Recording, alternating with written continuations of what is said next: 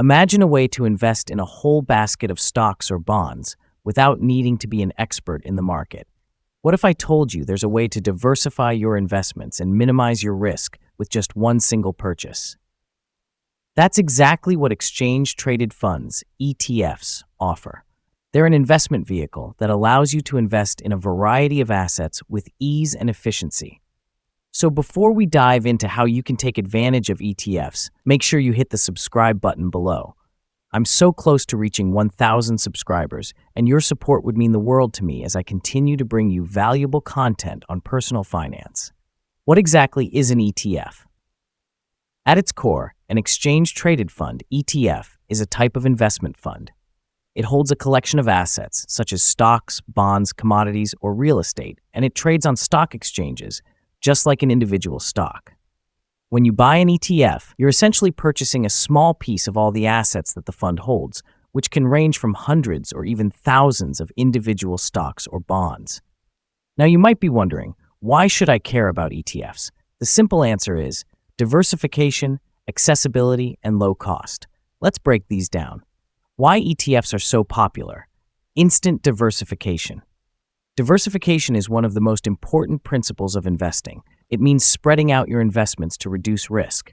Instead of putting all your money into one stock, let's say a technology stock like Apple, an ETF allows you to invest in a wide range of stocks, bonds, or other assets all at once.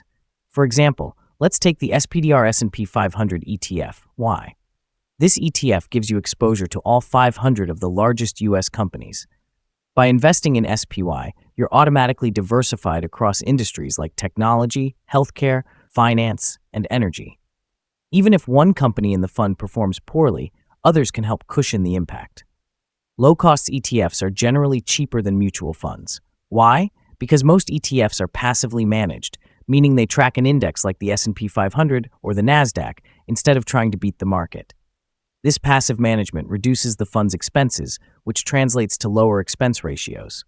Many ETFs have expense ratios of less than 0.1%, meaning you're not paying a lot in fees compared to actively managed funds that can charge 1% or more. Liquidity and flexibility. Since ETFs trade like stocks on an exchange, they offer liquidity, meaning you can buy and sell them throughout the trading day. This is different from mutual funds, which can only be bought or sold at the end of the trading day. The flexibility to buy and sell in real time allows you to react quickly to market changes, making ETFs ideal for both long-term investors and active traders. Types of ETFs. Now that we've covered the basics of ETFs, let's explore the different types of ETFs that you might consider for your portfolio. Easy to start. With ETFs, you don't need to be an expert to get started. You simply choose an ETF that fits your investment goals, and you're off to the races. Low initial investment. Many brokers allow you to purchase fractional shares of ETFs, meaning you don't have to buy a full share. For example, if an ETF is priced at $250 per share, you can still invest as little as $5. Passive investing. ETFs typically track an index, which means you're not actively choosing which stocks to buy and sell. This makes them a hands-off investment option for those who don't have time to follow the markets constantly. Risks of ETFs. No investment is risk-free, and ETFs are no exception. While they offer diversification, they can still be affected by market downturns or economic crises. Additionally, sector ETFs can carry higher risk if a particular industry faces difficulties, like the energy sector during a drop in oil prices. That being said, the risk is typically much lower than investing in individual stocks, especially if you spread your investments across different types of ETFs. How to start investing in ETFs. Getting started with ETFs is easy. The first step is to open a brokerage account. There are many online brokers that offer zero commission trades for ETFs, including Robinhood, Fidelity, and Charles Schwab. Once you've opened your account, you can start researching ETFs that fit your investment strategy. Look at factors like the expense ratio, the holdings, and the performance history. You'll want to choose ETFs that align with your goals and risk tolerance. Don't forget that diversifying your portfolio by investing in multiple ETFs can help mitigate risk. ETFs in retirement accounts. Another great way to use ETFs is in retirement accounts, like a 401k or an IRA. Since ETFs are tax efficient, meaning they generate fewer taxable events than mutual funds. They're perfect for long-term investments. For example, you could invest in a target date ETF, which automatically adjusts the asset allocation as you approach retirement age. To sum it up, ETFs are a fantastic tool for building a diversified, low-cost, and flexible investment portfolio. Whether you're a seasoned investor or just starting out, ETFs can be an excellent way to grow your wealth. From broad market exposure to sector-specific investments, ETFs give you a world of opportunities to build the financial future you've always wanted. So, are ETFs right for you? If you're looking for a low-cost, diversified way to invest with minimal effort, they very well could be. Don't be afraid to start small, learn as you go, and build your investment strategy over time.